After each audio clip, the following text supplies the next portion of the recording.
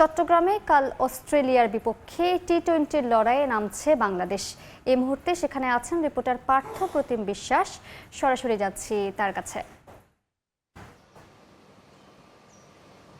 অস্ট্রেলিয়ার সাথে one day series জিতে এমনিতেই আত্মবিশ্বাসের তুঙ্গে রয়েছে টাইগাররা।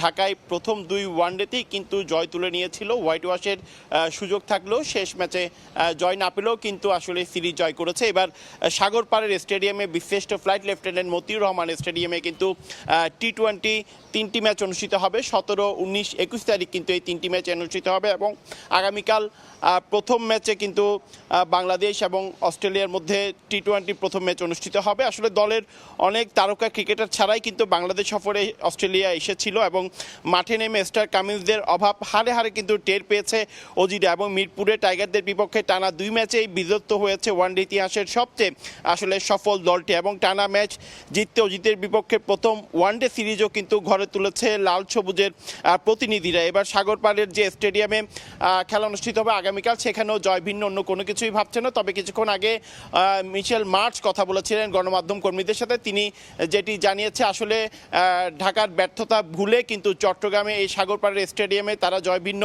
অন্য কোনো কিছুই ভাবছে না। তাদের সাথে আসলে টিম ডেভিডও যোগ দেওয়ার কারণে দলের যে শক্তি সামর্থ্য বেড়েছে সেটিও কিন্তু তারা বলছে। এবং অন্যদিকে বাংলাদেশ দলে কিন্তু আসলে সৌম্য সরকারও কিন্তু দলে এসেছেন।